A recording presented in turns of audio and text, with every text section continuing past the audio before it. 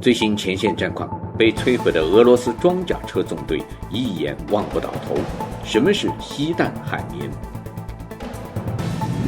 乌克兰第12亚速旅一次俘虏23名俄军士兵。乌军再袭俄罗斯坦波夫火药厂，俄军武器库被人为纵火，损失惨重。致命一击，俄罗斯遭遇史上最严厉制裁，全境大规模断网。要与川普谈话，普京提出这个要求。根据泽连斯基的最新讲话，目前只有4个国家明确反对乌克兰加入北约。欧洲坚定挺乌，英国首相突然造访基辅，两国签订100年协议。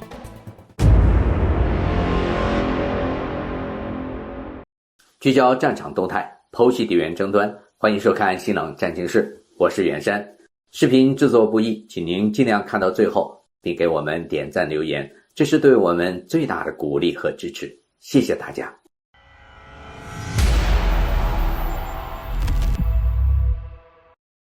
俄乌前线某处被摧毁的俄罗斯装甲车纵队一眼望不到头。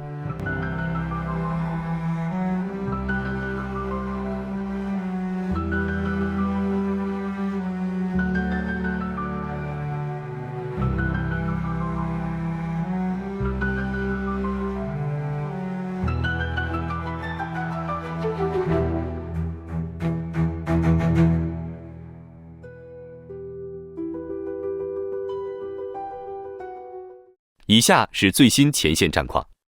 俄军继续在顿巴斯战场取得缓慢进展。经过对多家权威军媒发布的战况信息比对，并确证，在库皮扬斯克、博罗瓦、莱曼一线，俄军第20集团军一部已渡过了奥斯基尔河，在岸边马斯尤托夫定居点建立起桥头堡，目前正在转移重装。乌军第63旅在特尔尼村附近击退了俄军第144摩步师与库班志愿者营6次进攻，摧毁进攻俄军多辆装甲单位。与此同时，乌军第78空突团还俘获了为俄军而战的意大利人詹尼·塞尼因。这个臭名昭著的囚犯因为性侵一名9岁女孩，被意大利判处7年监禁，越狱后逃往俄罗斯。1999年，在担任保安期间又开枪打死同事，服刑10年后成了囚犯兵。在恰西夫亚尔轴线上，双方围绕火车站与耐火材料厂激战。ISW 称，俄军控制了耐火材料厂，乌方没有就此作出回应。大西谢尔卡方向，俄罗斯人重新集结，并开始向大西谢尔卡以南推进，占领了涅斯库赫内，现在正在向弗雷米夫卡挺进。而乌军马扎尔鸟无人机分队则与第44炮兵旅联手，在罗兹多列内附近摧毁了进攻俄军多辆装甲单位，还打爆了一辆罕见的 NASVK 自行火炮。这种火炮，俄军仅20辆。俄军也不甘示弱，向该地区的乌军阵地投掷了多枚 FAB-500航空炸弹。托列茨克方向，乌克兰第12亚速旅俘虏了23名俄军士兵。他们在被亚速旅攻击时蜷缩在地下室里，被发现后全部举手投降。此前，由于轮换造成的失误，使得俄军在托列茨克取得了一些进展，但在第12旅回援之后，很可能已经回推到镇子的中心地带。托列斯克的战斗一直白热化，俄媒与一些亲俄媒体称，俄军完全控制了托列斯克。天空新闻战地记者斯图尔奇称，15%的市区仍被乌军控制。乌军霍尔蒂察军事集团新闻官维克多15日也进行了辟谣。战线图显示，最近1个月来，双方的接触线几乎没有变化。双方当下的战斗主要以城市攻坚战、巷战与楼层争夺战为主，血腥惨烈。由于目前该战区信息混乱，真相还需要沉淀。在焦点战场波克罗夫斯克，俄军的战术目标依然是切断 T0405 和 T0404 两条公路，釜底抽薪乌军后勤。乌军则通过不断反击，拒止俄军目标实现。需要说明的是，直到如今，俄军都没有完全控制舍甫琴科。乌军昨日还夺回了舍甫琴科的西北郊区。库尔斯克方向，过去24小时没有明显的战线变化，乌军取得缓慢的战术进展，控制面积有所增加。双方昨日的交火主要集中在马赫诺夫卡、尼古拉耶夫村和朱拉夫卡方向。本月初，乌军在库尔斯克突然发动反击，夺取了20多平方公里。在那之后，俄朝联军发动了人肉攻势，但成果有限，而伤亡巨大，尤其是朝鲜军队。现在朝鲜兵的集体冲锋有了一个新名词“西大海绵”，非常贴切。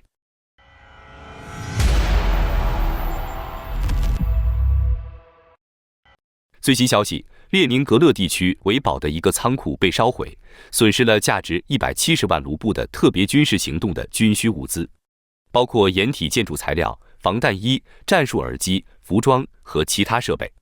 画面中，俄方的工作人员正在收拾武器库内的残骸，但基本上已不能再使用。本来这些装备是用来紧急支援前线的。初步信息显示，这应该是一起人为的纵火事件。不过，目前还不知道是乌克兰的特工还是当地的游击武装发动的袭击。此外，乌军还攻击了坦波夫的一个火药工厂。RBC 新闻报道，乌克兰在15日的空袭中还对准了坦波夫地区的科托夫斯克一带，目标直指俄军的库兹米诺加特火药厂。从当地居民拍摄的视频看，无人机正快速向火药厂附近移动，伴随着剧烈的轰鸣，响彻坦波夫的上空。俄军的防空系统也似乎启动，但随后该火药厂还是传出了数起爆炸声。画面中，火药厂还疑似发生了大火，很可能是无人机的炮火或残骸点燃了厂内的弹药。乌克兰不久前还空袭了坦波夫的一个酿酒厂，现在看来，这应该是为后续的攻击做准备的。基辅方面的报告显示，俄方曾将军事设施隐藏在类似的民用工厂附近。与此同时，俄罗斯萨拉托夫的 Engels 空军基地在5天内遭到了又一次的打击。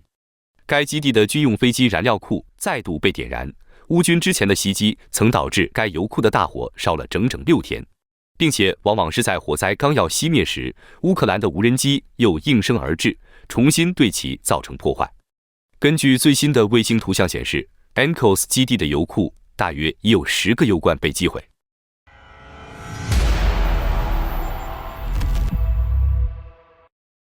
突发消息，沃罗涅日的石油库遇袭后起火爆炸。当地时间1月16日夜间，乌军向沃罗涅日的利斯基市发射了约20多架无人机。此役，乌克兰的目标直指当地的一座石油库，准备再次打击俄军的战略能源设施。接着，在石油库一带就出现闪光和爆炸声，并伴随浓厚的黑烟，正飘散在城市的上空。俄军则声称，防空部队在沃罗涅日各地击落了多架无人机，但未透露具体的数量，也没有报告利斯基油库的状况。从现场披露的视频看，该油库已经烧起了大火，预计有3个油罐被点燃，具体损失有待后续进一步披露。早前一天，乌克兰还对伏尔加格勒的卢克石油厂发动了空袭，这也是俄罗斯境内最大的炼油厂之一，而俄罗斯的消息人士则否认该厂遭到了损失，并表示火灾只是内部事故，和外部影响毫无关系。不过这几日，乌军对俄罗斯能源和军事基地的打击力度却是肉眼可见的提升。2天前，乌军利用无人机和导弹对俄罗斯军事设施发动了史上最大规模袭击。乌方称，削弱俄战略航空能力的复杂行动已经完成，袭击深入俄境内200至1100公里。俄罗斯图拉地区、恩格斯市、罗斯托夫地区、坦波夫地区、沃罗涅日和奥廖尔地区等多地遭到袭击。乌克兰军方表示，这是自近3年前俄乌冲突爆发以来，此类袭击中规模最大的一次。这种导弹与无人机相结合的攻击方式，给俄罗斯的军事设施以及工业基础设施造成沉重打击。更糟糕的消息还在后面。据俄罗斯联邦通信、信息技术和大众传媒监督局发布的消息，俄多个地区发生大规模网络中断事件，固定网络和移动网络均受影响。至当日17时55分，部分与金融、导航、共享服务相关的移动客户端仍无法正常使用。俄方没有说明网络中断原因，至于是不是乌军的行动之一，咱们再等等乌方及国际新闻媒体的消息。倘若这种情况持续下去，俄罗斯的军事力量和能源系统都可能会受到严重削弱。因为俄罗斯境内大部分地区对于乌克兰的远程巡航导弹缺乏有效的拦截办法，再加上乌克兰的无人机极其难以拦截，其航程已经提高到1000多公里。而此前，美国总统拜登刚刚宣布对俄罗斯经济实施新一轮制裁，涉及该国2家最大石油公司及183艘油轮，堪称史无前例的严厉制裁。这一动作旨在趁最后执政时间给予俄罗斯沉重一击。白宫官员表示，这些制裁是迄今为止针对俄罗斯能源部门最为严厉的措施，旨在切断俄罗斯主要的俄乌冲突资金来源。新措施还包括对多个能源相关实体的封锁，并限制俄罗斯通过能源出口获取美元收入。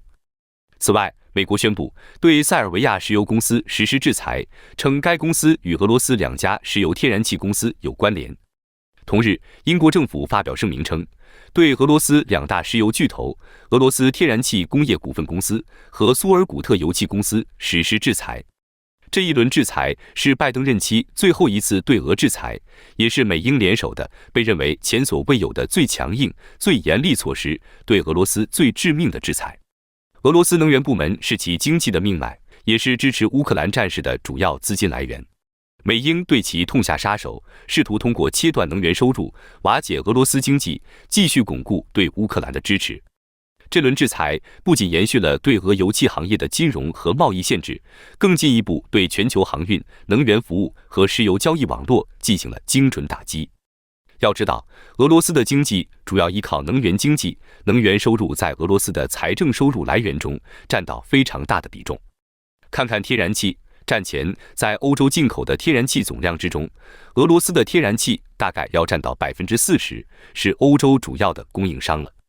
而俄罗斯光过境乌克兰向欧洲输送天然气，一年就大概能赚65亿美元。所以这几十年来，俄罗斯以能源为武器，对欧洲频频威胁，实现自己的意图。但随着欧美痛下杀手，过境乌克兰的天然气管道被关闭，俄罗斯天然气在欧洲的市场其实聊胜于无了。管道被关闭，作为应对措施，俄罗斯开始使用影子船队，继续向欧洲和其他地区出口石油和天然气。这些船只通常在公海上进行转运，通过汇油等方式掩盖俄罗斯石油的真实来源，使其得以进入欧洲市场。而美英的这次制裁覆盖大批参与俄油运输的影子船队及相关保险机构，超过180艘油轮因涉及俄油或伊朗油的灰色交易被列入制裁，构成了前所未有规模的航运制裁行动。此外，2家总部位于俄罗斯的海事保险公司也被制裁，进一步限制了俄油在世界范围内的流通。卫星照片显示，先锋号油轮去年8月初离开了俄罗斯后，在4个月里跨越了半个地球，仍然没找到客户。作为一艘被卫星盯上的影子货轮，没有一个买家敢出手购买，最后不得不返回，停靠在勘察加半岛克里亚克服饰储存设施附近，卸下船上的天然气。这就是美国制裁的影响力，不管是不是属于长臂管辖。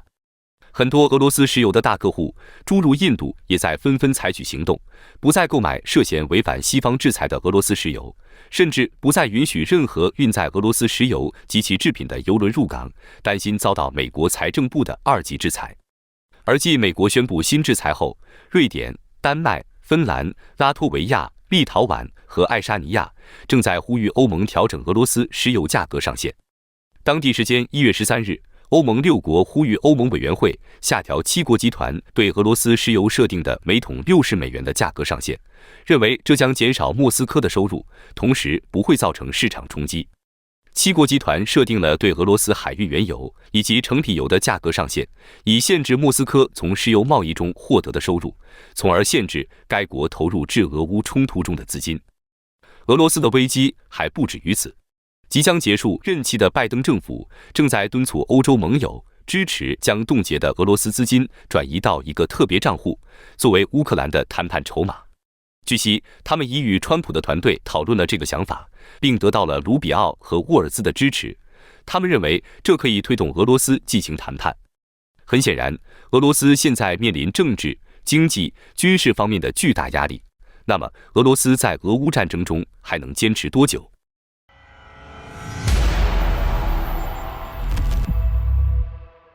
但一意孤行的普京可能并不这么想，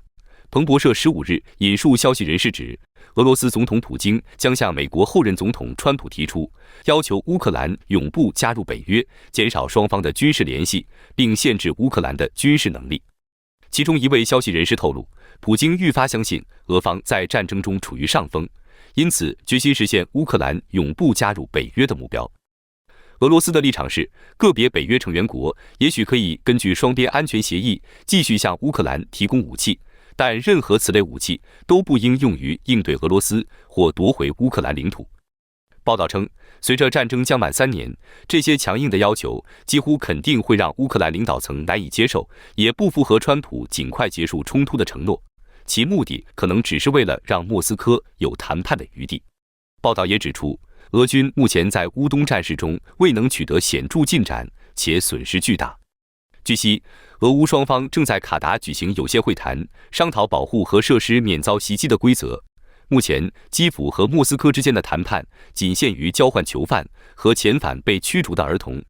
俄罗斯的条件还包括至少在实际上控制乌克兰近20%的领土，包括2014年吞并的克里米亚半岛。不过，莫斯科方面也愿意进行一些领土交换。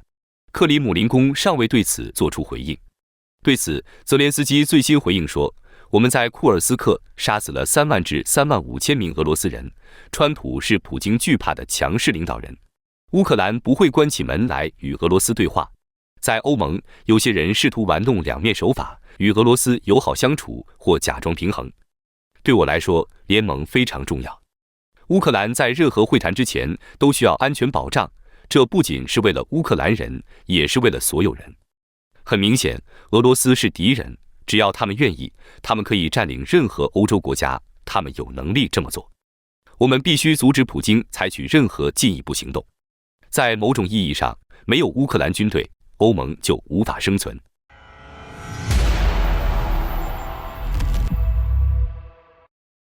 普京喊得起劲，欧洲也干得起劲，基本没把普京的话当回事。欧洲对乌克兰的军事支持还在继续加大，各国领导人纷纷前往访问。最新消息，英国首相斯塔默突然造访基辅，这是他上任后首次访问这个饱受战争蹂躏的国家。而此行的主要目标是与乌克兰签署一项长达1个世纪的伙伴关系协议。英国金融时报披露，当地时间1月16日，首相斯塔默乘火车抵达乌克兰，并和泽连斯基进行深度会晤。这一次，斯塔默是在没有事先公布行程的情况下突然前往基辅的。更引起注意的是，斯塔默在之后的新闻发布会上还宣布，将和泽连斯基签署两国之间的100年协议。斯塔默表示，这项为期100年的协议巩固了英国对乌克兰的坚定支持。他说，普京的野心是想让乌克兰脱离其最亲密的伙伴，这是一个巨大的战略失败。相反，我们比以往任何时候都更加亲密，这种伙伴关系将把这种友谊提升到一个新的水平。我们长期友谊的力量不可低估，支持乌克兰抵御俄罗斯野蛮入侵，并重建繁荣主权的未来。英国首相的访问是欧洲领导人为争取对基辅的支持而做出的更广泛努力的一部分。在华盛顿权力移交之前，欧洲领导人正在加紧讨论地区安全问题。早些时候，伦敦方面还宣布投入1.621亿英镑资助乌克兰自己的国防生产，并提供650套导弹系统。而事实上，根据泽连斯基的一个最新透露，目前乌克兰使用的武器里已经约有1/3都是国产自产的。不得不说，俄乌战场成了乌克兰寻求自产武器抵抗侵略的最好催化剂。这才仅仅3年，而且接下来还会加速，这速度好快。此外，德法两国也在不同场合强化了对乌克兰的支援，这已表明了他们在俄乌立场上的最新态度。而就像之前分析的那样，英、法、德3国的立场将很大程度上决定欧洲的整体转向。预计接下来会有更多的欧洲领导人前往基辅讨论局势的发展。另一方面，波兰还宣布了对乌克兰的第46批军事援助，价值超过2亿欧元。稍早时候，在会见斯塔默前，泽连斯基还去了趟波兰，同总理图斯克和总统杜达会晤。随后，波兰方面就官方宣布了这项援助。俄乌战争以来，他们已给基辅送去了多达45项军援。图斯克还表示，波兰会支持乌克兰加入北约，并推动他们早日融入欧盟。去年，乌克兰已正式开启了入盟谈判，迈出了融进欧洲的一大步。现在，作为欧盟轮值国的波兰将会全力促动这一进程。根据泽连斯基的最新讲话，他指出，目前只有4个国家明确反对我们加入北约，他们是美国、匈牙利、斯洛伐克和德国。好的，感谢您一口气看到最后了，这是对我们最大的鼓励和支持。要看最全面、最及时准确的战场热点报道更新，就请每日锁定新冷战情势。如果你喜欢我们的节目，也请您点赞、留言、订阅，把视频分享出去，让更多的人看到这个节目。想要赞助我们的朋友，可以打开超级感谢打赏赞助，帮助我们能持续做出更多好节目。谢谢大家。